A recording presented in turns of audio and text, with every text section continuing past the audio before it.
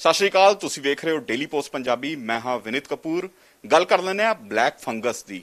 ਇਸ ਦੇ ਨਾਲ ਹੀ ਹੁਣ ਨਵੇਂ ਮਾਮਲੇ ਵਾਈਟ ਫੰਗਸ ਦੇ ਵੀ ਆਣੇ ਸ਼ੁਰੂ ਹੋ ਚੁੱਕੇ ਨੇ। ਆਖਿਰ ਬਲੈਕ ਫੰਗਸ ਕੀ ਹੈ, ਵਾਈਟ ਫੰਗਸ ਕੀ ਹੈ, ਕਿਸ ਤਰ੍ਹਾਂ ਆ ਬਿਮਾਰੀਆਂ ਜਿਹੜੀਆਂ ਨੇ ਡਿਟੈਕਟ ਹੋ ਸਕਦੀਆਂ ਨੇ, ਕਿ ਕੁਝ ਪ੍ਰੀਕਾਸ਼ਨ ਲੈਣ ਦੀ ਲੋੜ ਹੈ, ਔਰ ਜਿਸ ਢੰਗ ਨਾਲ ਲਗਾਤਾਰ ਬਲੈਕ ਫੰਗਸ ਦੇ ਮਾਮਲੇ ਜਿਹੜੇ ਨੇ ਉਹ ਵੱਧਦੇ ਹੋਏ ਨਜ਼ਰ ਆ ਰਹੇ ਨੇ, ਉਸ ਨੂੰ ਵੇਖ ਕੇ ਹੋਰ ਜ਼ਿਆਦਾ ਕਿਤੇ ਨਾ ਕਿਤੇ ਸੰਜੀਦਾ ਹੋਣ ਦੀ ਲੋੜ ਹੈ, ਤਾਂ ਕਿ ਸ਼ੁਰੂਆਤੀ ਦੌਰ ਦੇ ਵਿੱਚ ਜੇਕਰ ਕਿਸੇ ਨੂੰ ਆ ਬਿਮਾਰੀ ਹੋ ਚੁੱਕੀ ਹੈ ਉਹ ਆਪਣੀ ਜਾਨ ਬਚਾ ਸਕੇ। ਖਾਸ ਕਰਕੇ ਉਹ ਲੋਕ ਜਿਨ੍ਹਾਂ ਨੂੰ ਕਰੋਨਾ ਹੋ ਚੁੱਕਿਆ ਹੈ, ਇਸ ਦੇ ਨਾਲ ਹੀ ਉਹ ਡਾਇਬੀਟੀਜ਼ ਦੀ ਬਿਮਾਰੀ ਤੋਂ ਵੀ ਪੀੜਿਤ ਨੇ, ਉਹਨਾਂ ਲਈ ਜ਼ਿਆਦਾ ਇਹਤਿਆਤ ਵਰਤਣ ਦੀ ਲੋੜ ਹੈ। ਔਰ ਇसी ਨੂੰ ਲੈ ਕੇ ਡਾਕਟਰ HK ਖਰਬੰਦਾ ਸਾਡੇ ਨਾਲ ਨੇ, ਗੱਲਬਾਤ ਕਰਨੇ। ਖਰਬੰਦਾ ਸਾਹਿਬ, ਇੱਕ ਵੱਡੀ ਬਿਮਾਰੀ ਆ ਗਈ ਸਿੱਧੇ ਤੌਰ ਤੇ, ਪਹਿਲਾਂ ਕਰੋਨਾ, ਉਸ ਤੇ ਠੱਲ ਪਾਉਣ ਦੀ ਕੋਸ਼ਿਸ਼ਾਂ ਹੋ ਰਹੀਆਂ ਸੀ, ਲੇਕਿਨ ਇसी ਵਿਚਾਲੇ ਬਲੈਕ ਫੰਗਸ ਆ ਗਈ ਔਰ ਹੁਣ ਵਾਈਟ ਫੰਗਸ ਦੇ ਵੀ ਮਾਮਲੇ ਨਿਕਲ ਕੇ ਸਾਹਮਣੇ ਆ ਗਏ। ਆਖਿਰ ਹੈ ਕੀ ਬਲੈਕ ਫੰਗਸ, ਵਾਈਟ ਫੰਗਸ? ਕਿਉਂਕਿ ਫੰਗਸ ਆਪਾਂ ਸਮਾਨ ਦੇ ਉੱਪਰ ਜ਼ਰੂਰ ਵੇਖਦੇ ਸੀ ਕਿ ਸਮਾਨ ਤੇ ਲੱਗ ਗਈ, ਹੁਣ ਇਨਸਾਨਾਂ ਨੂੰ ਵੀ ਫੰਗਲ ਲੱਗਣੀ ਸ਼ੁਰੂ ਹੋ ਚੁੱਕੀ ਹੈ। देखो, ये इंसानों ਨੂੰ फंगस शुरू तो ही लगती है, कोई नवी गल नहीं है। ये ਜਿਹੜਾ ਮਿਊਕਰ ਮਾਈਕੋਸਿਸ ਇਹਦਾ ਨਾਂ ਹੈ। ਬਲੈਕ ਫੰਗਸ ਮੈਨੂੰ ਨਹੀਂ ਪਤਾ ਕਿੱਥੋਂ ਆ ਗਿਆ, ਲੇਕਿਨ ਹੁਣ ਇਹ ਲੋਕਾਂ ਦੀ ਜ਼ਬਾਨ ਤੇ ਚੜ ਗਿਆ। ਹਾਲਾਂਕਿ ਸਿਰਫ ਕਾਲੇ ਰੰਗ ਦੇ ਐਡਵਾਂਸ ਡਿਜ਼ੀਜ਼ 'ਚ ਇਹਦੇ ਧੱਬੇ ਦਿਖਦੇ ਨੇ, ਸਾਡੇ ਨੱਕ ਦੇ ਅੰਦਰ ਜਾਂ ਉਹ ਮੂੰਹ ਦੇ ਅੰਦਰ, ਗਲੇ 'ਚ ਧੱਬੇ ਦਿਖ ਜਾਂਦੇ ਨੇ ਰੰਗ ਦੇ, ਬਲੈਕ ਦੇ। ਅਦਰਵਾਈਜ਼ ਇਹਦਾ ਬਲੈਕ ਨਾਲ ਕੋਈ ਫੰਗਸ ਬਲੈਕ ਨਹੀਂ ਹੁੰਦੀ। ਇਹ ਮਿਊਕਰ ਮਾਈਕੋਸਿਸ ਇਸ ਬਿਮਾਰੀ ਦਾ ਨਾਂ ਹੈ ਤੇ ਫੰਗਲ ਇਨਫੈਕਸ਼ਨ ਹੈ। ਜਿੱਦਾਂ ਵਾਇਰਸ ਹੈ, ਬੈਕਟੀਰੀਆ ਹੈ, ਉੱਦਾਂ ਹੀ ਇਹ ਫੰਗਸ ਹੈ, ਇੱਕ ਤਰ੍ਹਾਂ ਦਾ ਜੀਵਾਣੂ ਹੈ। ਦੇਖੋ, ਮਿਊਕਰ ਮਾਈਕੋਸਿਸ ਸਾਡੇ ਫੇਸ ਤੇ ਔਰ ਨੱਕ ਤੇ ਇਹ ਹਮੇਸ਼ਾ ਰਹਿੰਦਾ ਹੈ, ਲੇਕਿਨ ਇੱਕ ਓਪਰਚੁਨਿਸਟਿਕ ਡਿਜ਼ੀਜ਼ ਹੈ। ਇਹ ਮੌਕਾ ਲੱਭਦਾ ਹੈ ਵੀ ਜਿੱਥੇ ਮੈਨੂੰ ਕਮਜ਼ੋਰ ਸਰੀਰ ਮਿਲੇ ਤਾਂ ਮੈਂ ਉਹ 'ਤੇ ਅਟੈਕ ਕਰ ਲਵਾਂ। ਇਹ ਜਦੋਂ ਸਾਡਾ ਇਮਿਊਨ ਸਿਸਟਮ ਕੰਪਰੋਮਾਈਜ਼ਡ ਹੈ, ਬਹੁਤ ਜ਼ਿਆਦਾ ਕਮਜ਼ੋਰ ਹੋ ਜਾਂਦਾ ਹੈ, ਉਸ ਮਰੀਜ਼ਾਂ ਨੂੰ ਇਹ ਫੜਦਾ ਹੈ। ਹੁਣ ਇਮਿਊਨ ਸਿਸਟਮ ਕਿੱਦਾਂ ਕਮਜ਼ੋਰ ਹੁੰਦਾ ਹੈ? ਜਿਸ ਬੰਦੇ ਦੀ ਡਾਇਬੀਟੀਜ਼ ਹੈ ਉਹਦਾ ਇਮਿਊਨ ਸਿਸਟਮ ਪਹਿਲਾਂ ਹੀ ਕਮਜ਼ੋਰ ਹੈ। ਜੇ ਉਹ ਕੰਟਰੋਲ ਨਹੀਂ ਕਰੇਗਾ ਆਪਣੀ ਡਾਇਬੀਟੀਜ਼ ਨੂੰ, ਉਹ ਹੋਰ ਜ਼ਿਆਦਾ ਕੰਪਰੋਮਾਈਜ਼ ਹੋ ਜਾਏਗਾ। ਇਸੇ ਲਈ ਜਿੰਨੇ ਵੀ ਲੋਕਾਂ ਨੂੰ ਕਰੋਨਾ ਹੋਇਆ ਉਹਦੇ 'ਚੋਂ 30% ਡਾਇਬਟਿਕ ਮਿਲਦੇ ਨੇ ਸਾਨੂੰ। ਸੋ ਡਾਇਬੀਟੀਜ਼ ਪਲੱਸ ਕਰੋਨਾ ਜੇ ਦੋਨੋਂ ਹੋ ਜਾਣ, ਔਰ ਜੇ ਉਹ ਸੀਵੀਅਰ ਹੋ ਜਾਏ, ਜੇ ਉਹਨੂੰ ਆਕਸੀਜਨ ਲਗਾਉਣੀ ਪੈ ਜਾਏ ਜਾਂ ਉਹਨੂੰ ਲੰਬੇ ਸਮੇਂ ਤੱਕ ਸਟੀਰੋਇਡਸ ਦੇਣੇ ਪੈ ਜਾਣ। ਸਟੀਰੋਇਡਸ ਇੱਕ ਤਰ੍ਹਾਂ ਦੀਆਂ ਦਵਾਈਆਂ ਹੈ ਜਿਹੜਾ ਕਿ ਲਾਈਫ ਸੇਵਿੰਗ ਡਰੱਗਸ ਹੈ। ਇਹਦਾ ਮਕੈਨਿਜ਼ਮ ਆਫ ਐਕਸ਼ਨ ਹੈ ਟੂ ਕੰਟਰੋਲ ਇਨਫਲੇਮੇਸ਼ਨ ਇਮੀਡੀਏਟਲੀ। ਇਹ ਜਿਹੜੀਆਂ ਦਵਾਈਆਂ ਜੇ ਮੈਡੀਕਲ ਸੁਪਰਵਿਜ਼ਨ ਤੋਂ ਤੇ ਜਾਂ ਜਿਹੜੀ ਗਾਈਡਲਾਈਨਸ ਹੈ ਉਹਨਾਂ ਤੋਂ ਜ਼ਿਆਦਾ ਦੇਣੀਆਂ ਪੈ ਜਾਣ ਤਾਂ ਇਹ ਇਸ਼ੂਜ਼ ਦੇਖਣ ਨੂੰ ਮਿਲਦੇ ਨੇ। ਦੇਖੋ, ਹਰ ਇੱਕ ਮੌਕਾ ਮਿਲਦਾ ਹੈ, ਜਦੋਂ ਵੀ ਕੋਈ ਬਿਮਾਰੀ ਆਉਂਦੀ ਹੈ ਉਹ ਇੱਕ ਰੈੱਡ ਫਲੈਗ ਦਿੰਦੀ ਹੈ। ਐਸਾ ਨਹੀਂ ਹੈ ਕਿ ਪਹਿਲੇ ਦਿਨ ਹੀ ਤੁਹਾਨੂੰ ਬਲੈਕ ਫੰਗਸ ਆਏਗੀ ਔਰ ਤੁਹਾਡੀ ਅੱਖ ਕੱਢਣੀ ਪੈ ਜਾਏਗੀ। ਇਹਦੇ ਸਿੰਪਟਮਸ ਆਉਂਦੇ ਨੇ, ਲੱਛਣ ਦਿਖਦੇ ਨੇ, ਉਹਦੇ ਹਿਸਾਬ ਨਾਲ ਜੇ ਤੁਸੀਂ ਇਹ ਲੱਛਣਾਂ ਨੂੰ ਦੇਖੋ, ਮੌਕਾ ਹੈ ਇਸ ਵਕਤ। ਡਾਕਟਰਾਂ ਕੋਲੋਂ ਆਪਣੀ ਗੱਲ ਨਾ ਛੁਪਾਓ। ਡੇ 1 ਤੁਸੀਂ ਡਾਕਟਰਾਂ ਨਾਲ ਟੈਲੀਫੋਨ ਰਾਹੀਂ ਸੰਪਰਕ ਸਾਧੇ ਰੱਖੋ ਔਰ ਅੰਡਰ ਸੁਪਰਵਿਜ਼ਨ ਆਪਣਾ ਇਲਾਜ ਕਰਾਓ, ਤਾਂ ਬਿਮਾਰੀਆਂ ਦੇ ਖਤਰੇ ਤੋਂ ਬਚੇ ਰਹੋਗੇ। ਕੀ ਸਿੰਪਟਮ ਕੀ ਮਿਲਦੇ ਨੇ, ਲੱਛਣ ਕੀ ਨੇ ਇਸ ਬਿਮਾਰੀ ਦੇ? ਕਿਸ ਤਰ੍ਹਾਂ ਡਿਟੈਕਟ ਹੋ ਸਕਦੀ ਹੈ ਜੇਕਰ ਕਿਸੇ ਨੂੰ ਇਹ ਬਿਮਾਰੀ ਹੋ ਗਈ? ਕਿਸ ਤਰ੍ਹਾਂ ਪਤਾ ਲੱਗੂਗਾ ਉਸ ਨੂੰ ਕਿ ਬਲੈਕ ਫੰਗਸ ਦੇ ਸ਼ਿਕੰਜੇ ਦੇ ਵਿੱਚ ਆ ਗਿਆ, ਜਾਂ ਫਿਰ ਹੁਣ ਵਾਈਟ ਫੰਗਸ ਜਿਹੜੀ ਹੋਰ ਨਵੀਂ ਬਿਮਾਰੀ ਆ ਗਈ, ਕਿਸ ਤਰ੍ਹਾਂ ਪਤਾ ਲੱਗ ਸਕਦਾ ਹੈ? ਦੋਨਾਂ ਬਿਮਾਰੀਆਂ ਦੇ ਕੀ ਲੱਛਣ ਨੇ? ਬਿਲਕੁਲ ਠੀਕ। ਦੇਖੋ, ਇਹਦੇ ਲੱਛਣ ਬਹੁਤ ਆਸਾਨ ਨੇ, ਸਿੰਪਲ ਨੇ। ਇਹ ਏਰੀਆ ਹੈ ਸਾਰਾ ਇਹਦਾ, ਇੱਥੇ ਹੀ ਜਿਹੜਾ ਮਿਊਕਰ ਮਾਈਕੋਸਿਸ ਹੈ ਇਹ ਇਸ ਏਰੀਆ 'ਚ ਮਿਲਦਾ ਹੈ। ਜਾਂ ਤਾਂ ਤੁਹਾਡੀਆਂ ਅੱਖਾਂ ਲਾਲ ਹੋ ਜਾਣਗੀਆਂ, ਜਾਂ ਅੱਖਾਂ 'ਚੋਂ ਪਾਣੀ ਵਗਣਾ ਸ਼ੁਰੂ ਹੋ ਜਾਏਗਾ, ਜਾਂ ਡਬਲ ਦਿਖਣਾ ਸ਼ੁਰੂ ਹੋ ਜਾਏਗਾ, ਜਾਂ ਧੁੰਦਲਾ ਦਿਖਣਾ ਸ਼ੁਰੂ ਹੋ ਜਾਏਗਾ, ਜਾਂ ਇਸ ਏਰੀਏ 'ਚ ਦਰਦ ਹੋਏਗੀ, ਸਿਰ 'ਚ ਦਰਦ ਹੋ ਸਕਦੀ ਹੈ, ਇਹਦੇ ਨਾਲ ਨਾਲ ਫੇਸ 'ਚ ਦਰਦ ਹੋ ਸਕਦੀ ਹੈ, ਫੇਸ 'ਤੇ ਸਵੈਲਿੰਗ ਆ ਸਕਦੀ ਹੈ, ਫੇਸ 'ਤੇ ਸੂਈਆਂ ਚੁੱਭਣ ਦੀ ਸੈਂਸੇਸ਼ਨ ਮਿਲ ਸਕਦੀ ਹੈ, ਜਾਂ ਦੰਦ ਕਮਜ਼ੋਰ ਹੋ ਕੇ ਦੰਦ ਗਿਰ ਵੀ ਸਕਦੇ ਨੇ, ਜਾਂ ਫਿਰ ਨੱਕ 'ਚ ਕੰਜੈਸ਼ਨ ਜਾਂ ਨੱਕ ਬੰਦ ਹੋ ਜਾਏਗਾ, ਜਾਂ ਨੱਕ 'ਚੋਂ ਕਾਲਾ, ਬਰਾਊਨ ਜਾਂ ਲਾਲ ਰੰਗ ਦਾ ਡਿਸਚਾਰਜ ਆਏਗਾ। ਜਦੋਂ ਇਹ ਸਾਰੇ ਸਿੰਪਟਮਸ 'ਚੋਂ ਕੁਝ ਵੀ ਤੁਹਾਨੂੰ ਦਿਖੇ ਤਾਂ ਤੁਸੀਂ ਘਰ ਨਹੀਂ ਬਹਿਣਾ, ਤੁਸੀਂ ਇਮੀਡੀਏਟਲੀ ਡਾਕਟਰ ਨੂੰ ਰਿਪੋਰਟ ਕਰਨਾ ਹੈ, ਕਿਉਂਕਿ ਇਹ ਇਨੀਸ਼ੀਅਲ ਸਟੇਜ ਹੈ। ਇਸ ਤੋਂ ਬਾਅਦ ਖੂਨ ਦੀ ਨਾਲੀਆਂ 'ਚ ਜਾਂਦਾ ਹੈ ਫੰਗਸ, ਔਰ ਉਹ ਜਾ ਕੇ ਫਿਰ ਇਹ ਬ੍ਰੇਨ, ਕਿਉਂਕਿ ਇਹ ਦੇਖੋ ਇੱਥੋਂ ਸਾਰਾ ਰਸਤੇ ਜਾਂਦੇ ਨੇ, ਔਰ ਜੇ ਇੱਕ ਵਾਰੀ ਖੂਨ ਦੀ ਨਾਲੀਆਂ ਚਲਾ ਗਿਆ ਫਿਰ ਇਹਨੂੰ ਕੰਟਰੋਲ ਕਰਨਾ ਬਹੁਤ ਔਖਾ ਹੈ। ਜੇ ਇਨੀਸ਼ੀਅਲ ਸਟੇਜ 'ਚ ਤੁਸੀਂ ਸਾਨੂੰ ਆ ਕੇ ਦੱਸ ਦਿਓਗੇ ਇਮੀਡੀਏਟਲੀ, ਦੇਖੋ ਇੱਕੋ ਹੀ ਮੈਸੇਜ ਹੈ, ਬਿਮਾਰੀ ਤੋਂ ਡਰਨਾ ਨਹੀਂ ਹੈ, ਡਟ ਕੇ ਮੁਕਾਬਲਾ ਕਰਨਾ ਹੈ। ਡਟ ਕੇ ਮੁਕਾਬਲਾ ਕਿੱਦਾਂ ਕਰਨਾ ਹੈ ਉਹ ਤੁਸੀਂ ਨਹੀਂ ਕਰਨਾ, ਤੁਸੀਂ ਆਪਣੇ ਡਾਕਟਰ ਨੂੰ ਦੱਸਣਾ ਹੈ ਸਿਰਫ। ਇਹ ਦੇਖੋ, ਚੰਡੀਗੜ੍ਹ, ਪੰਜਾਬ, ਹਰਿਆਣਾ ਤੇ ਹਿਮਾਚਲ ਸਾਰੀ ਜਗ੍ਹਾ ਇਸ ਬਿਮਾਰੀ ਨੂੰ ਮਹਾਮਾਰੀ ਘੋਸ਼ਿਤ ਕਰ ਦਿੱਤਾ ਗਿਆ 1 ਸਾਲ ਵਾਸਤੇ।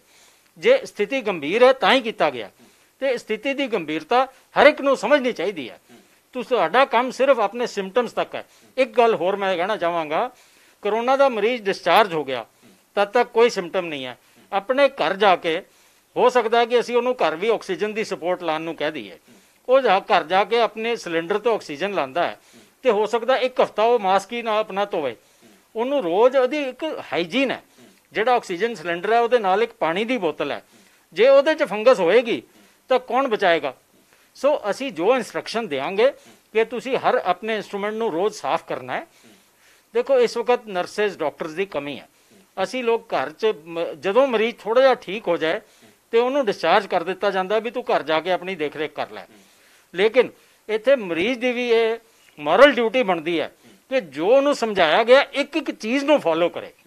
ਜੇ ਫੋਲੋ ਕਰੇਗਾ ਤਾਂ ਬਚੇਗਾ, ਜਾਂ ਫਿਰ ਆਪਣੇ ਡਾਕਟਰ ਨਾਲ ਰੋਜ਼ ਟੈਲੀਫੋਨ ਰਾਹੀਂ ਸੰਪਰਕ ਸਾਧੇ ਰੱਖੇ ਤਾਂ ਹੀ ਬਚੇਗਾ।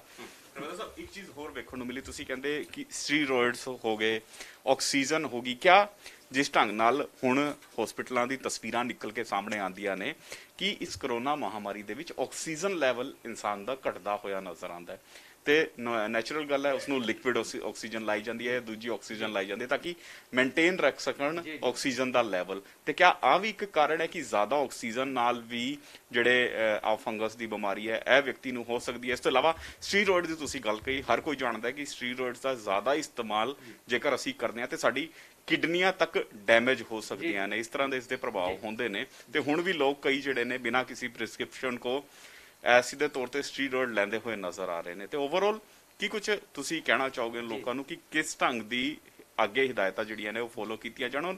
ਓਵਰਆਲ ਬਲੈਕ ਫੰਗਸ ਦੇ ਆਉਣ ਵਾਲੇ ਦਿਨਾਂ ਦੇ ਵਿੱਚ ਜਿਸ ਤਰ੍ਹਾਂ ਨਾਲ ਲਗਾਤਾਰ ਕੇਸਿਸ ਵੱਧ ਰਹੇ ਨੇ, ਕਿਸ ਤਰ੍ਹਾਂ ਦੀ ਪ੍ਰੀਕਾਸ਼ਨ ਵਰਤਣ ਦੀ ਹੋਰ ਜ਼ਿਆਦਾ ਲੋੜ ਹੈ? ਜੀ ਦੇਖੋ, ਸਭ ਤੋਂ ਪਹਿਲਾਂ ਤਾਂ ਆਪਣੀ ਡਾਇਬੀਟੀਜ਼ ਨੂੰ ਕੰਟਰੋਲ 'ਚ ਰੱਖੋ, ਇਹ ਬਹੁਤ ਜ਼ਿਆਦਾ ਜ਼ਰੂਰੀ ਹੈ। ਇੱਕ ਟੈਸਟ ਆਉਂਦਾ HbA1c, ਇਹ ਪਿਛਲੇ 3 ਮਹੀਨੇ ਦਾ ਸ਼ੂਗਰ ਦਾ ਕੰਟਰੋਲ ਦੱਸਦਾ ਹੈ। ਇਹਨੂੰ 6.5 ਤੋਂ ਘੱਟ ਰੱਖਣਾ ਤੁਸੀਂ ਹਰ ਹਾਲਤ 'ਚ। ਕਈ ਦੇਖੋ ਹਿੰਦੁਸਤਾਨ 'ਚ 30% ਲੋਕਾਂ ਨੂੰ ਡਾਇਬੀਟੀਜ਼ ਹੈ, ਖਾਸ ਕਰ ਸ਼ਹਿਰਾਂ 'ਚ ਤਾਂ 50% ਲੋਕਾਂ ਨੂੰ ਡਾਇਬੀਟੀਜ਼ ਹੈ। ਔਰ ਕਈ ਐਸੇ ਮਰੀਜ਼ ਨੇ, ਇਹ 'ਚੋਂ 20% ਲੋਕ ਐਸੇ ਨੇ ਜਿਨ੍ਹਾਂ ਨੇ ਕਦੀ ਆਪਣੀ ਸ਼ੂਗਰ ਚੈੱਕ ਨਹੀਂ ਕਰਾਈ, ਨਾ ਉਹਨਾਂ ਨੂੰ ਪਤਾ ਹੈ ਕਿ ਉਹ ਡਾਇਬੀਟਿਕ ਨੇ। ਉਹ ਵੱਡਾ ਖਤਰਾ ਹੈ ਉਹਨਾਂ ਵਾਸਤੇ, ਕਿਉਂਕਿ ਉਹਨਾਂ ਨੂੰ ਪਤਾ ਹੀ ਨਹੀਂ ਹੈ ਕਿ ਉਹਨਾਂ ਨੂੰ ਡਾਇਬੀਟੀਜ਼ ਹੈ।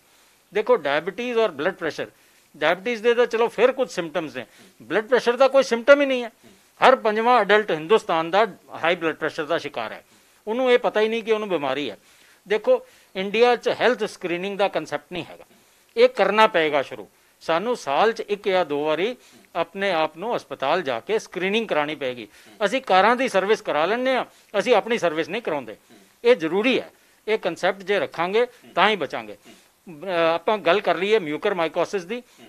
ਮਿਊਕਰਮਾਈਕੋਸਿਸ ਬਿਲਕੁਲ ਆਕਸੀਜਨ ਦੀ ਜੇ ਵਰਤੋਂ 'ਚ ਕੋਈ ਉਹਦੇ ਇੰਸਟਰੂਮੈਂਟ 'ਚ ਕਮੀ ਰਹੇ ਜਾਂ ਬਹੁਤ ਲੰਬੀ ਆਕਸੀਜਨ ਚੱਲ ਜਾਏ ਤਾਂ ਵੀ ਇੱਕ ਫੈਕਟਰ ਹੋ ਸਕਦਾ ਹੈ। ਹਾਲਾਂਕਿ ਇਹ ਇਕੱਲਾ ਫੈਕਟਰ ਨਹੀਂ ਹੈ, ਸਾਰੇ ਫੈਕਟਰ ਮਿਕਸ ਹੋ ਕੇ ਤਾਂ ਇਹ ਫੈਕਟਰ ਹੋਏਗਾ। ਸੋ ਆਕਸੀਜਨ ਦੀ ਵਰਤੋਂ ਵਾਲੇ ਆਪਣੇ ਡਾਕਟਰ ਨੂੰ ਪੁੱਛ ਕੇ ਹੀ ਸਾਰੇ ਇੰਸਟਰੂਮੈਂਟ ਯੂਜ਼ ਕਰਨ, ਇਹ ਸੁਜੈਸ਼ਨ ਹੈ। ਦੂਜੀ ਗੱਲ ਸਟੀਰੋਇਡਸ ਦੇ ਆ ਜਾਈਏ। ਦੇਖੋ ਸਟੀਰੋਇਡਸ ਦੁਧਾਰੀ ਤਲਵਾਰ ਹੈ, ਦੋਨੋਂ ਪਾਸੇ ਉਹਦੇ ਹਥਿਆਰ ਹੈ। ਇਹ ਆਰਾਮ ਜ਼ਰੂਰੀ ਵੀ ਹੈ ਲੈਣਾ, ਲੇਕਿਨ ਜੇ ਬਹੁਤ ਜ਼ਿਆਦਾ ਲੈ ਲਿਆ ਤਾਂ ਵੀ ਮੁਸ਼ਕਿਲ ਹੈ। ਦੇਖੋ ਇਹਦੇ 'ਚ ਇੱਕੋ ਹੀ ਸਲਾਹ ਹੈ, ਹਿੰਦੁਸਤਾਨ ਦੀ ਇਹ ਤਰਾਸਦੀ ਹੈ ਕਿ ਦਵਾਈਆਂ ਆਰਾਮ ਨਾਲ ਮਿਲ ਜਾਂਦੀਆਂ ਨੇ, ਤੁਸੀਂ ਜਾਓ ਕੈਮਿਸਟ ਤੋਂ ਮੰਗੋ ਤਾਂ ਮਿਲ ਜਾਏਗੀ। ਹਾਲਾਂਕਿ ਡਿਵੈਲਪਡ ਹੋਰ ਕਿਸੇ ਵਿਕਾਸ ਜਿੰਨੇ ਦੇਸ਼ ਨੇ, ਐਡਵਾਂਸਡ ਕੰਟਰੀਜ਼ ਨੇ, ਕਿਤੇ ਦਵਾਈ ਇੱਦਾਂ ਨਹੀਂ ਮਿਲਦੀ। ਸਾਡੇ ਇੱਥੇ ਲਾਜ਼ ਇਹੋ ਜਿਹੇ ਨੇ, ਤੁਹਾਨੂੰ ਪਤਾ ਹੀ ਹੈ, ਤੇ ਦਵਾਈ ਰੈਡੀਲੀ ਅਵੇਲੇਬਲ ਹੈ। ਲੇਕਿਨ ਔਰ ਇੱਕ WhatsApp ਯੂਨੀਵਰਸਿਟੀ ਤੇ ਦਵਾਈਆਂ ਦੇ ਪਰਚੇ ਚੱਲ ਰਹੇ ਨੇ, ਔਰ ਹਿੰਦੁਸਤਾਨ 'ਚ ਬਿਮਾਰੀ ਫੈਲੀ ਹੈ ਤੇ ਹਰ ਬੰਦਾ ਆਪਣੇ ਆਪ ਨੂੰ ਡਾਕਟਰ ਮੰਨਦਾ। ਉਹ ਇੱਕ ਦੂਜੇ ਨੂੰ ਇਹ ਦਿੰਦਾ, ਮੈਂ ਇਹ ਦਵਾਈ ਲਈ ਸੀ, ਮੈਂ ਠੀਕ ਹੋ ਗਿਆ, ਭਰਾ ਤੂੰ ਇਹ ਵੀ ਇਹ ਲੈ ਲੈ। ਤਾਂ ਇਹ ਬਹੁਤ WhatsApp ਯੂਨੀਵਰਸਿਟੀ ਤੋਂ ਬਚ ਕੇ ਰਹੋ। ਤੁਸੀਂ ਆਪਣੇ ਡਾਕਟਰ ਨਾਲ ਸੰਪਰਕ ਕਰੋ। ਹੋ ਸਕਦਾ ਡਾਇਬੀਟਿਕ ਵਾਲੇ ਮਰੀਜ਼ ਨੂੰ ਅਸੀਂ ਅਲੱਗ ਦਵਾਈ ਲਿਖੀਏ, ਬਲੱਡ ਪ੍ਰੈਸ਼ਰ ਵਾਲੇ ਨੂੰ ਅਲੱਗ ਰੱਖੀਏ। ਹਰ 10 ਕਰੋਨਾ ਦੇ ਮਰੀਜ਼ਾਂ ਨੂੰ 10 ਦੇ 10 ਨੂੰ ਅਲੱਗ ਦਾ ਇਲਾਜ ਹੋ ਸਕਦਾ ਹੈ। ਇਹ ਕਾਮਨ ਕੋਈ ਦਵਾਈ ਨਹੀਂ ਹੈ, ਕੋਈ ਐਦਾਂ ਦਾ ਫਿਕਸ ਪਰਚਾ ਨਹੀਂ ਹੈਗਾ ਜਿਹੜਾ ਕਿ ਹਰ ਕਰੋਨਾ ਦੇ ਮਰੀਜ਼ ਨੂੰ ਮਿਲੇਗਾ। ਸੋ ਤੁਸੀਂ ਸਟੀਰੋਇਡ ਸਿਰਫ ਡਾਕਟਰ ਦੀ ਸੁਪਰਵਿਜ਼ਨ 'ਚ ਲੈਣੇ ਨੇ, ਜਿੰਨੇ ਕਹੇ ਜਾਣ ਉਹਨੇ ਲੈਣੇ ਆ। ਦੇਖੋ ਇਹ ਸਾਰਾ ਕੁਝ ਪਲੱਸ ਜੇ ਕੋਈ ਸਿੰਪਟਮ ਆਏ ਤਾਂ ਡੇ 1 ਤੁਸੀਂ ਆਪਣੇ ਡਾਕਟਰ ਨੂੰ ਰਿਪੋਰਟ ਕਰੋ। ਮੇਰਾ ਖਿਆਲ ਅਸੀਂ ਇੱਕ ਵੀ ਮਰੀਜ਼ ਮੌਤ ਤੋਂ ਪਹਿਲਾਂ ਬਚਾ ਲਾਂਗੇ। ਬਿਲਕੁਲ, ਮੌਤ ਤੋਂ ਪਹਿਲਾਂ ਬਚਾ ਲਾਂਗੇ। ਤੁਸੀਂ WhatsApp ਯੂਨੀਵਰਸਿਟੀ ਦੀ ਗੱਲ ਕੀਤੀ, ਜਦ ਵੀ ਕੋਈ ਮੈਡੀਸਨ ਦੀ ਗੱਲ ਹੁੰਦੀ ਹੈ, ਜਿੱਦਾਂ WhatsApp ਦੇ ਉੱਪਰ ਜਾਂ ਸੋਸ਼ਲ ਨੈਟਵਰਕਿੰਗ ਸਾਈਟਸ ਦੇ ਉੱਪਰ ਉਸ ਮੈਡੀਸਨ ਦਾ ਜ਼ਿਕਰ ਹੋਣਾ ਸ਼ੁਰੂ ਹੁੰਦਾ ਹੈ, ਮਾਰਕੀਟਾਂ ਤੋਂ ਉਹ ਮੈਡੀਸਨ ਹੀ ਗਾਇਬ ਹੋ ਜਾਂਦੀ ਹੈ। ਬਲੈਕ ਫੰਗਸ ਦੀ ਮੈਡੀਸਨ ਦੀ ਜੇਕਰ ਆਪਾਂ ਗੱਲ ਕਰੀਏ, ਮਾਰਕੀਟ ਦੇ ਵਿੱਚ ਉਹ ਮੈਡੀਸਨ ਹੀ ਗਾਇਬ ਹੋ ਗਈ, ਹੁਣ ਵਿਖਦੀ ਨਹੀਂ, ਦੇਖਣ ਨੂੰ ਨਹੀਂ ਮਿਲਦੀ, ਲੈਣਾ ਤੇ ਦੂਰ ਦੀ ਗੱਲ ਹੈ। ਕਿਹੜੀ ਇਹੋ ਜਿਹੀ ਮੈਡੀਸਨ ਹੈ ਜਿਹੜਾ ਇਸ ਦਾ ਇਲਾਜ ਪ੍ਰੋਪਰ ਕਰ ਸਕਦੀ ਹੈ, ਔਰ ਖਾਸ ਕਰਕੇ ਡਾਕਟਰ ਦੀ ਹਿਦਾਇਤ ਤੋਂ ਬਾਅਦ ਹੀ ਮੈਡੀਸਨ ਲੈਣੀ ਚਾਹੀਦੀ ਹੈ? ਸਟਾਕ ਨਾ ਹੀ ਕਰੋ ਤਾਂ ਹੀ ਜ਼ਿਆਦਾ ਬੈਟਰ ਰਹੇਗਾ। ਦੇਖੋ, ਹੋਰਡਿੰਗ ਤਾਂ ਮਾੜੀ ਹੈ। ਐਮਫੋਟੈਰਿਸਿਨਿਬ 50 mg ਇਹਦੀ ਦਵਾਈ ਵਾਇਲ ਆਂਦੀ ਹੈ। ਇੱਕ ਦਵਾਈ ਅੱਜ ਤੋਂ ਪਹਿਲਾਂ, ਕਿਉਂਕਿ ਪਹਿਲਾਂ ਤਾਂ ਸਾਲ ਚ ਇੱਕ ਦਾ ਕੇਸ ਦਿਖਦਾ ਸੀ ਕਿਤੇ, ਮਤਲਬ ਤੁਸੀਂ ਇਹ ਦੇਖੋ ਏਮਸ ਜਾਂ PGI ਵਰਗੇ ਹਸਪਤਾਲ 'ਚ ਸਾਲ 'ਚ ਮਿਊਕਰ ਮਾਈਕੋਸਿਸ ਦੇ 2 4 5 ਮਰੀਜ਼ ਆਉਂਦੇ ਸੀ, ਸਿਰਫ ਉਂਗਲਾਂ ਤੇ ਗਿਣ ਸਕਦੇ ਸੀ। ਹੁਣ ਹਾਲਾਤ ਤੁਹਾਡੇ ਸਾਹਮਣੇ ਹੀ ਨੇ। ਹੁਣ ਤਾਂ ਹਰ ਸਟੇਟ 'ਚੋਂ ਲਗਭਗ 20 25 30 ਕੇਸਿਸ ਆ ਚੁੱਕੇ ਨੇ, ਤੇ ਇਹ ਬਿਮਾਰੀ ਦੀ ਦਵਾਈ ਵਾਕਈ ਜ਼ਰੂਰਤ ਨਹੀਂ ਸੀ ਪੈਂਦੀ, ਔਰ 2000 ਰੁਪਏ ਦਾ ਆਮ ਇਹ ਇੰਜੈਕਸ਼ਨ ਰੈਡੀਲੀ ਅਵੇਲੇਬਲ ਸੀ। ਹੁਣ ਇਹ ਇੰਜੈਕਸ਼ਨ ਜਿਹੜਾ 2000 ਦਾ ਮਿਲਦਾ ਸੀ ਉਹੀ 8000 ਤੇ ਪਹੁੰਚ ਗਿਆ, ਫਿਰ ਵੀ ਨਹੀਂ ਮਿਲ ਰਿਹਾ। ਤੇ ਹੋਰਡਿੰਗ ਨਹੀਂ ਕਰਨੀ ਚਾਹੀਦੀ। ਸਰਕਾਰ ਵਿਜੀਲੈਂਟ ਹੈ। ਸਰਕਾਰ ਨੇ 2 ਨਵੀਆਂ ਫੈਕਟਰੀਆਂ ਨੂੰ ਇਹ ਫਾਰਮੂਲਾ ਦੇ ਕੇ ਅਰਜੈਂਟ ਬੇਸਿਸ ਤੇ ਦਵਾਈ ਬਣਾਉਣ ਨੂੰ ਕਿਹਾ, ਪਲੱਸ ਜਿਹੜੀਆਂ ਫੈਕਟਰੀਆਂ ਆਲਰੇਡੀ ਬਣਾ ਰਹੀਆਂ ਸੀ ਉਹਨਾਂ ਨੂੰ ਵੀ ਸਪੀਡ ਅਪ ਕਰਨ ਨੂੰ ਕਿਹਾ। ਦੇਖੋ, ਅਸੀਂ ਸਿਰਫ ਸਰਕਾਰ ਨੂੰ ਨਹੀਂ ਕੋਸ ਸਕਦੇ, ਸਾਨੂੰ ਆਪਣੇ ਆਪ ਨੂੰ ਅਵੇਅਰ ਹੋਣਾ ਪਏਗਾ। ਜਦ ਤੱਕ ਜਨਤਾ ਨਹੀਂ ਅਵੇਅਰ ਹੋਏਗੀ, ਜਦ ਤੱਕ ਸਮਾਜ ਸੇਵੀ ਸੰਸਥਾਵਾਂ ਨਾਲ ਨਹੀਂ ਚੱਲਣਗੀਆਂ, ਤਦ ਤੱਕ ਇਲਾਜ ਨਹੀਂ ਹੋਏਗਾ। ਡਾਕਟਰ ਸਾਹਿਬ, ਕਿੰਨਾ ਵੱਡਾ ਇਲਾਜ ਹੈ ਇਸ ਬਿਮਾਰੀ ਦਾ? ਦੇਖੋ, ਇਲਾਜ ਮੈਂ ਤੁਹਾਨੂੰ ਉਹੀ ਦੱਸਿਆ, ਜੇ ਤਾਂ ਇਨੀਸ਼ੀਅਲ ਸਟੇਜ ਤੇ ਆ ਜਾਓ ਫਿਰ ਤਾਂ ਮੁਸ਼ਕਿਲ ਨਹੀਂ ਹੈ, ਫਿਰ ਅਸੀਂ ਦਵਾਈ ਦੇ ਦਾਂਗੇ 5-7 ਦਿਨ ਦੀ ਠੀਕ ਹੋ ਜਾਏਗਾ। ਲੇਕਿਨ ਜੇ ਤੁਸੀਂ ਘਰ ਬੈਠੇ ਰਹੇ ਔਰ ਇਹ ਨਸਾਂ ਖੂਨ ਦੀਆਂ ਨਲੀਆਂ ਚਲਾ ਗਿਆ, ਫਿਰ ਬਹੁਤ ਮੁਸ਼ਕਿਲ ਹੈ। ਫਿਰ ENT ਸਰਜਨ ਵੀ ਚਾਹੀਦਾ, ਆਈ ਸਰਜਨ ਵੀ ਚਾਹੀਦਾ, ਬ੍ਰੇਨ ਸਰਜਨ ਵੀ ਚਾਹੀਦਾ, ਹੋ ਸਕਦਾ ਅੱਖ ਵੀ ਕੱਢਣੀ ਪਏ। ਤੇ ਇਹਦੇ ਚ ਮੋਰਟੈਲਿਟੀ ਰੇਟ ਵੀ ਬਹੁਤ ਹਾਈ ਹੈ, 20 ਤੋਂ 30 ਤੋਂ 50% ਤੱਕ ਮੋਰਟੈਲਿਟੀ ਰੇਟ ਹੈ। ਸੋ ਜੇ 10 ਬੰਦਿਆਂ ਨੂੰ ਹੋ ਗਈ, ਐਡਵਾਂਸਡ ਹੋ ਗਿਆ, ਤੇ 5 ਤੱਕ ਦੀ ਮੌਤ ਹੋ ਸਕਦੀ ਹੈ। ਫਿਰ ਇਹ ਨਹੀਂ ਮਤਲਬ ਜੇ ਐਡਵਾਂਸ ਸਟੇਜ ਤੇ ਚਲਾ ਗਿਆ ਫਿਰ ਬਹੁਤ ਮੁਸ਼ਕਿਲ ਹੈ ਟ੍ਰੀਟ ਕਰਨਾ। ਜਿਹੜੇ ਇੰਜੈਕਸ਼ਨ ਦੀ ਤੁਸੀਂ ਗੱਲ ਕਰ ਰਹੇ ਹੋ, ਉਹ ਇੰਜੈਕਸ਼ਨ ਕਿੰਨੇ ਲੱਗਦੇ ਆ ਇੱਕ ਪੇਸ਼ੈਂਟ ਨੂੰ? ਉਹ ਦੇਖੋ ਜੀ, ਲੰਬੇ ਡਿਪੈਂਡ ਕਰਦਾ ਹੈ, ਔਰ ਇਹ ਲੰਬੇ ਚੱਲਦੇ ਨੇ, ਔਰ ਇਹ ਬਹੁਤ ਮਹਿੰਗਾ ਇਲਾਜ ਪੈ ਜਾਂਦਾ। 10-15-20 ਲੱਖ ਰੁਪਏ ਤੇ ਤੁਹਾਡਾ ਬਿੱਲ ਪਹੁੰਚ ਜਾਏਗਾ। ਹਾਲਾਂਕਿ ਚਲੋ ਇਸ ਵਕਤ ਹਰ ਡਿਸਟ੍ਰਿਕਟ ਲੈਵਲ ਤੇ ਹਰ ਮੈਡੀਕਲ ਕਾਲਜ 'ਚ ਇਹਦੀ ਸੁਵਿਧਾ ਉਪਲਬਧ ਹੋ ਰਹੀ ਹੈ। ਹਰਿਆਣਾ ਤੇ ਪੰਜਾਬ 'ਚ ਕੋਸ਼ਿਸ਼ ਕੀਤੀ ਜਾ ਰਹੀ ਹੈ ਜਿੰਨੀ ਜਲਦੀ ਹੋ ਸਕੇ ਹਰ ਮੈਡੀਕਲ ਕਾਲਜ। ਹਾਂ, ਇਹ ਮਰੀਜ਼ਾਂ ਨੂੰ ਇਹ ਵੀ ਮੈਸੇਜ ਹੈ, ਜੇ ਤੁਹਾਨੂੰ ਇਹੋ ਜਿਹੇ ਕੋਈ ਸਿੰਪਟਮ ਲੱਗਦੇ ਨੇ ਤਾਂ ਆਪਣੇ ENT ਸਰਜਨ ਨੂੰ ਦਿਖਾਓ, ਔਰ ਕੋਸ਼ਿਸ਼ ਕਰੋ ਕਿ ਐਸੇ ਸੈਟਅਪ ਤੇ ਜਾਓ ਜਿੱਥੇ ENT ਸਰਜਨ ਵੀ ਲੱਭ ਜਾਏ, ਆਈ ਸਰਜਨ ਵੀ ਲੱਭ ਜਾਏ। ਵੱਡੇ ਸੈਂਟਰ 'ਚ ਜਾ ਕੇ ਇਲਾਜ ਕਰਾਓ, ਮੈਡੀਕਲ ਕਾਲਜ ਤੋਂ ਥੱਲੇ ਦੇ ਲੈਵਲ ਤੇ ਨਾ ਜਾਓ। ਡਾਕਟਰ ਸਾਹਿਬ, ਹੁਣ ਵਾਈਟ ਫੰਗਸ ਦੀ ਵੀ ਗੱਲ ਕਰ ਰਹੇ ਨੇ, ਬਲੈਕ ਫੰਗਸ ਤੇ ਹੋ ਗਿਆ, ਵਾਈਟ ਫੰਗਸ ਦੇ ਕੀ ਸਿੰਪਟਮ ਨੇ? ਕਿਉਂਕਿ ਹੁਣ ਇਸ ਦੇ ਮਾਮਲੇ ਵੀ ਕਹਿੰਦੇ ਆਣੇ ਸ਼ੁਰੂ ਹੋ ਚੁੱਕੇ ਆ। 1-2 ਸਟੇਟਾਂ ਦੇ ਵਿੱਚੋਂ ਖਬਰ ਆਈ ਹੈ ਕਿ ਉੱਥੇ ਵਾਈਟ ਫੰਗਸ ਦੇ ਸਿੰਪਟਮ ਮਿਲੇ ਆ ਲੋਕਾਂ ਦੇ ਵਿੱਚ। ਇਹ ਕੀ ਬਿਮਾਰੀ ਹੈ? ਹੁਣ ਇਸ ਦੇ ਕੀ ਸਿੰਪਟਮ ਹੈ? ਇਸ ਦਾ ਕਿਸ ਤਰ੍ਹਾਂ ਇਲਾਜ ਹੋ ਸਕਦਾ ਹੈ? ਸੋ PGI ਰੋਹਤਕ 'ਚ 2 ਮਰੀਜ਼ ਇਸ ਵਕਤ ਇਲਾਜ ਕਰਾ ਰਹੇ ਨੇ ਵਾਈਟ ਫੰਗਸ ਦਾ। ਉਹਦੇ 'ਚ ਵਾਈਟ ਫੰਗਸ ਡਾਇਗਨੋਜ਼ ਹੋ ਗਿਆ, ਲੇਕਿਨ ਉਹਨਾਂ ਦੋਨਾਂ ਮਰੀਜ਼ਾਂ ਨੂੰ ਕਰੋਨਾ ਪੋਜ਼ਿਟਿਵ ਨਹੀਂ ਸੀ, ਲੇਕਿਨ ਉਹਨਾਂ ਨੂੰ ਜਿਹੜੇ ਸਿੰਪਟਮ ਸੀ ਉਹ ਲੰਗਸ ਦਾ ਹੈ। ਵਾਈਟ ਫੰਗਸ ਲੰਗਸ ਨੂੰ ਔਰ ਲਿਵਰ ਨੂੰ, ਕਿਡਨੀਜ਼ ਨੂੰ, ਪ੍ਰਾਈਵੇਟ ਪਾਰਟਸ ਨੂੰ ਔਰ ਸਾਰੇ ਵਾਈਟਲ ਆਰਗਨਸ ਸਰੀਰ 'ਚ ਕਿਤੇ ਵੀ ਅਟੈਕ ਕਰ ਸਕਦਾ ਹੈ। ਤੇ ਵਾਈਟ ਫੰਗਸ ਹਾਂ ਇੰਨਾ ਮਾਰਕ ਨਹੀਂ ਹੈ।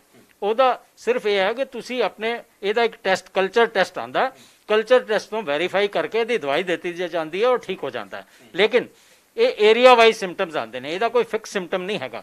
ਜਿਸ ਏਰੀਆ 'ਚ ਹੋਏਗਾ ਉੱਥੇ ਦੀ ਇਨਫਲੇਮੇਸ਼ਨ ਹੋਏਗੀ। ਜਿਹੜੇ ਸਾਨੂੰ 2 ਕੇਸ ਆਲਰੇਡੀ ਮਿਲੇ ਨੇ ਉਹਦੀ ਗੱਲ ਕਰ ਲੈਂਦੇ ਆ, ਉਹ ਫਿਫੜਿਆਂ ਦੇ ਮਿਲੇ ਆ। ਸੋ ਫਿਫੜਿਆਂ 'ਚ ਖੂਬ ਸਾਰਾ ਰੇਸ਼ਾ ਹੈ, ਰੇਸ਼ੇ ਦੇ ਨਾਲ ਰੇਸ਼ਾ ਕੱਢਣ ਨੂੰ ਮੁਸ਼ਕਿਲ ਹੈ ਤੇ ਸਾਹ ਲੈਣ ਨੂੰ ਤਕਲੀਫ ਹੋ ਜਾਂਦੀ ਹੈ। ਦੇਖੋ, ਗੱਲ ਉਹੀ ਹੈ, ਬਾਰ-ਬਾਰ ਡਾਕਟਰ ਦੇ ਬਿਨਾਂ ਗਤੀ ਨਹੀਂ ਹੈ। ਤੁਸੀਂ ਆਪਣੇ ਆਪ ਆਪਣਾ ਇਲਾਜ ਨਹੀਂ ਕਰਨਾ, ਆਪਣੇ ਆਪ ਸੈਲਫ ਮੈਡੀਕੇਸ਼ਨ ਨਹੀਂ ਕਰਨੀ, ਤੇ ਤੁਸੀਂ ਸਟੇਟ ਲੈਵਲ ਦੇ ਮੈਡੀਕਲ ਹਸਪੀਟਲ ਤੇ ਜਾਣਾ ਹੈ। ਇਹ ਇਲਾਜ ਹੈ।